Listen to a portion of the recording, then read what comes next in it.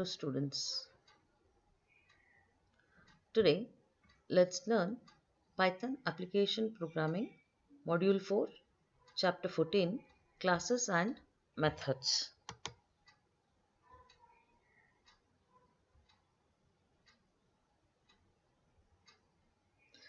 In the last class we have studied classes and objects and classes and functions. We did not study any object-oriented features provided by Python. So in this chapter, we learn to transform functions into methods. So Python is an object-oriented programming language, which means that it provides features that support the object-oriented programming.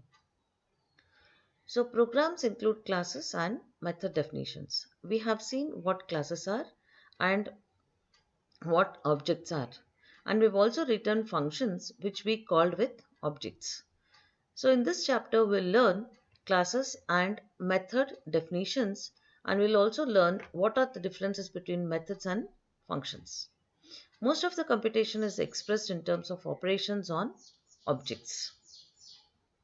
And objects often represent the things in the real world, and methods are the ways in which the real world objects interact with one another. So we have seen the example of point and rectangle. A method is a function that is associated with a particular class. That is, we define class and we also define the methods. So these methods are the operations that can be performed on the objects of that particular class type. Methods are semantically the same as functions, but there are two syntactic differences. So methods are defined inside the class definition in order to make the relationship between the class and the method explicit. So till now we were defining functions, but the functions were not defined within the class definition. And the syntax for invoking the method is different from the syntax for calling a function. We'll see how they're different. Now here is an example of print time function, and this is what we had written earlier. So we only defined class time, and here the print time function is not defined in the class time. Observe the indentation. So in the print time function we are printing the hours, minutes and seconds. So we have done this in the previous class. Now to call this function we have to pass a time object as an argument to this, because it takes a time object. So we have to pass an argument of time type. So here we declare an object of time type, then assign the values for hour, minute and second, then call the print time with the current by passing the current time as an argument. So control goes to that and it prints 9 hours 45 minutes and 0 seconds. So this is how we called the functions. Now how do we make that a method? Then in the class time we are defining this method, that is a function. Methods are nothing but functions. So here we are defining, observe the indentation again, we are defining the same function within the class definition. Now define an object, that is declare an object current time of time type, assign all the values, then call the print time function. Observe how we call the print time function. We write the object name dot the function name. We call the method name. So this is how calling the methods and calling the functions are different. So again, when you perform this, control goes to the method here and it prints the values of hour, minute and second. So whatever object you call with, that is the object on which this method works on. So we have a print str function, it will print all these values. Now let's redefine the increment method. So we know what increment is, that is we are trying to add some seconds to the current time. And we have to find what will be the time after adding that many seconds. So this logic we have already seen in the last class, add seconds to self dot seconds. Remember, there is no conflict between seconds and self dot seconds. Then, while self dot seconds is greater than or equal to 60, decrement second, increment minute. Then, while minutes are greater than or equal to 60, decrement minutes by 60 and increment hour. Now, we can invoke this method by writing current time dot increment 500. That is, we are trying to increment the current time by 500 seconds. Now, you are calling this method by passing with the object current time. So here self refers to current time and this seconds, the argument second refers to 500. Let's see one more example of finding a time after, that is given two times, whether the first time is after the second time. So we have done this in the previous chapter also. So after function takes two time objects as parameters. In this case, it is conventional to name the first parameter self and the second parameter other. So in this example, we have two objects, but always we can invoke the method with one object and the other object has to be passed as an argument. So the same function as we had defined in the previous example, and here we have a done time dot after current time. So here we have two objects. Done time is one object and current time is another object. So done time is refers to self in this after method and the time 2 refers to current time, which is passed as an argument. So it compares whether self r is greater than the time 2 dot r. If so, return 1. Otherwise, it returns 0. So similarly, then it compares minutes. Self minutes is greater than time 2 dot minutes. Return 1. If it's less, it returns 0. Then it compares the second. So there are optional arguments that can be passed to a method. We define the functions with optional argument list like this. So here we have a defined function which takes three arguments: str for string, ch for character, and start is the third object. I'm assigning a value 0 to this start. This is the default value assigned to start. So within the function, index is equal to start. Then while index is less than the length of the string, if it is less than the string, then check if that element at the index location is equal to character. If so, return the index where you found the character. Otherwise, increment the index and perform the loop till we find the end of the string. So if it is not found at all, then it has to return -1. That is, we are searching for the character ch in the string str. And start has a default value 0. Now, how do you call this function? We can say find apple, comma, p. That is, I'm trying to find the character p in this string. And I'm not passing a third argument to this. So, start will be default 0 and it returns 1. Or we can call this as apple p2. So, it start takes a value 2. That is, it starts searching from the index 2. Then at the index 2 you have p, so it returns 2. Or I may pass apple p3. That is, I want to start from the index 3. That is, after the index 3 I want to see whether p exists. In this case it returns -1. So what we have to understand here is that if we have assigned a default value to an argument here, then we may or may not pass that argument while calling the function.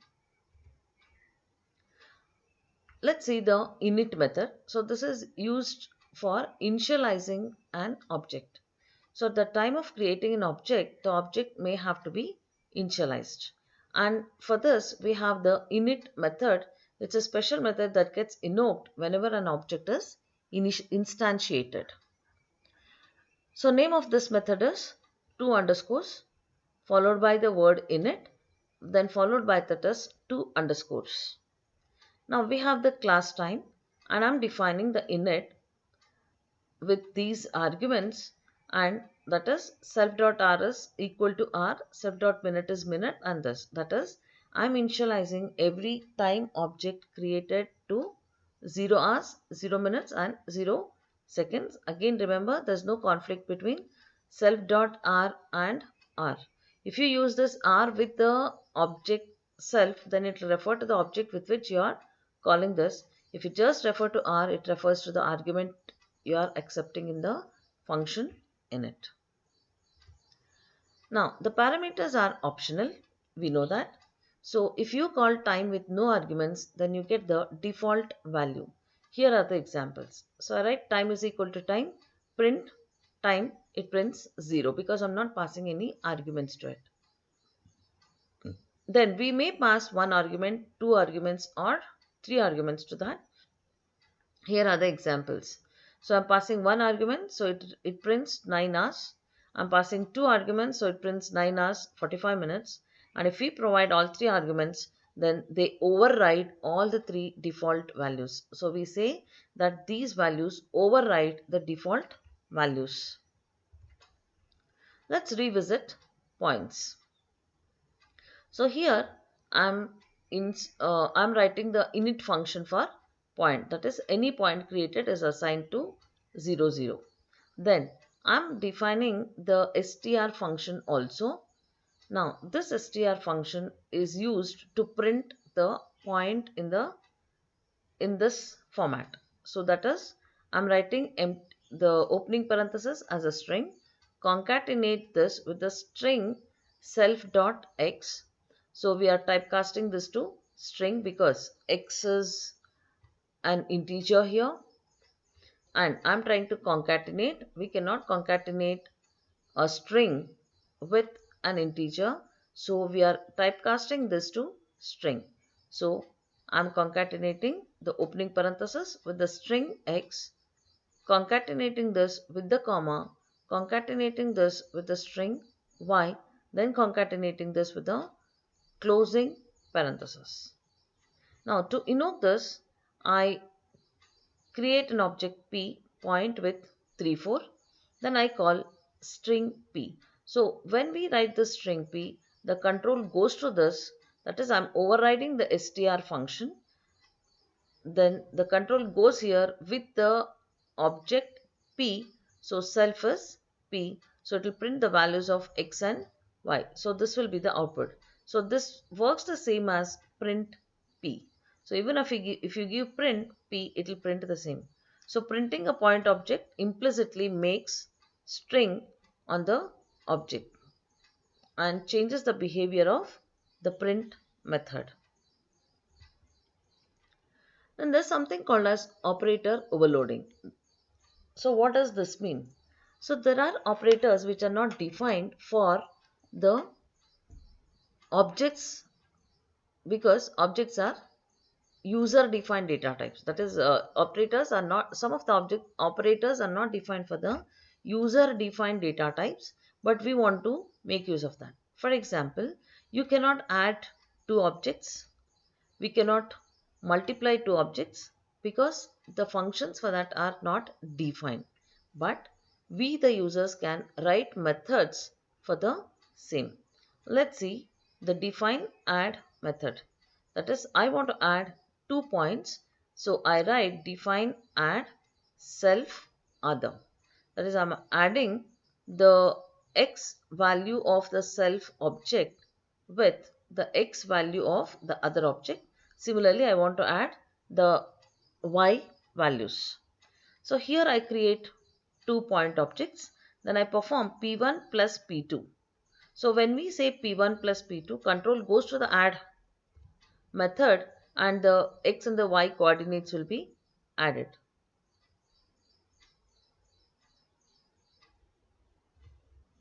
It's here. So when we call p1 plus p2, control goes here and it adds the x and the y coordinates and it prints p3. You can observe that 3 plus 5 is 11, 4 plus 7, 4 plus 7 is 11. That is, it is 8 and 11. So it is adding the 2 points. Now, so there are different ways to override the multiplication operator. So by defining the method named mul or rmul. So if the left operand is of star is a point, then Python invokes this method. Let's see the example. So this is a method for multiplying two objects. That is, it multiplies the x coordinates and adds it with the product of the y coordinates. So here we have 2 point objects. We perform P1 star P2. Control goes there and it multiplies the x values, that is 5 3s are 15 plus 7 4s are 28. So the result is 43. So whenever we are performing multiplication and if the first operand is an object, then it calls the mul function. If the left operand is a primitive type and the right operand is a point object, then Python invokes this function. See the example here. So here we have our mul function. So it takes two arguments. One is self, the other one is other. So here the other is a scalar value. So it multiplies the x coordinate with other and the y coordinate with other. So I can call this with by writing this statement print 2 star p2. That is, I'm trying to multiply the x and y coordinates with the value 2. Now with this the control goes to rmul and it performs the operation. So the result is 10 and 14. But if I write p2 star 2, then it shows an attribute error because whenever the first operand is an object, the Python calls the mul function for this, and the mul function expects that the second argument is an object. But in this case, the second argument is a scalar value. So we cannot write the statement like this. So we have to write the scalar value. This indicates that the Python has to indicate the rmul function, and the second argument is the object here. Now let's learn another concept of object-oriented programming, polymorphism.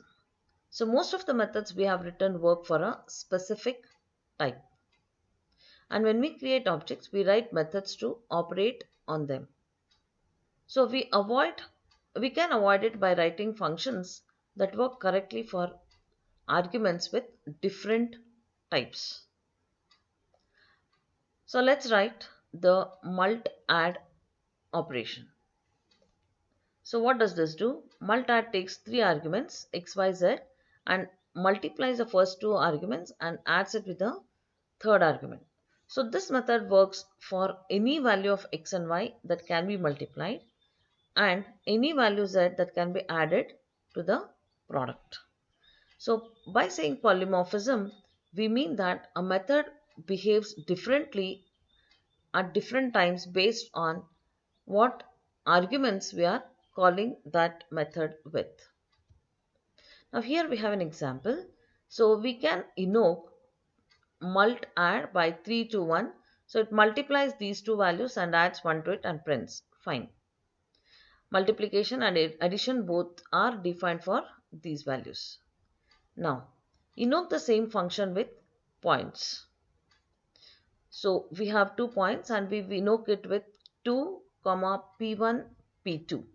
So when we invoke this mult add with this, then we are passing 3 arguments to the scalar value, P1 an object, P2 and another object. Now when the control goes to this mult add with the values 2, P1, P2, first it has to perform 2 multiplied by P1. So this calls the rmul function and gets the result. The result of that is added with z. So you get the output 11, 15. Next, if we write print mult add P1, P2 and 1. So now this will call the R-mul function because the first two arguments are objects. The result is added with 1. The result is 44. That is, you can call the mult-add function either by passing the scalar values or by passing one scalar value and two objects in this order, or you can do that by passing two objects and a scalar value in this order. So, the function that takes arguments with different types is called polymorphic. So the behavior of this mult-add was different based on what arguments we are passing to it. Now consider the method front and back that prints a list twice, once forward, once backward. So let's define that. So define front back. It takes one argument front. So we import copy. Then perform back is equal to copy dot copy front. So we have seen this in the previous chapter how this copy is. So copy is a method defined in this copy module. So this is used for shallow copy. So it makes a copy of the front to back, whatever is the type of data it is. Then we perform back dot reverse. So reverse will reverse all the elements of the list in black and assign it to back. Then say print string front plus string back. Now the script to invoke this front back function is here. So I'm creating an object list1 with these values. Then I call print and back by passing list1. So now front will become list1 and it copies the values into back and reverse of back. Then I print front and back in this order. So it's printing 1, 2, 3, 4 and 4, 3, 2, 1. So that is, it prints the original list and the reversed list. So the fundamental rule of polymorphism is if all the operations inside the function can be applied to the type. By saying type we mean the data type. Then the function can be applied to the type. That is, whenever you call a method or a function with a particular object, so all the functions within that class definition, if it can be applied to that object, then we can use this polymorphism feature. The operations in the method include copy, reverse and print. Copy works on all objects and we have written the string to print. We need to write the reverse. Then how do we reverse? Let's write this function, that is we want to reverse, that is reverse the values of x and y. So we write define reverse self.x self.y is equal to self.y self.x. Now we can pass points to front and back. So we have declared an object p with the values 3, 4. Then we can call front and back.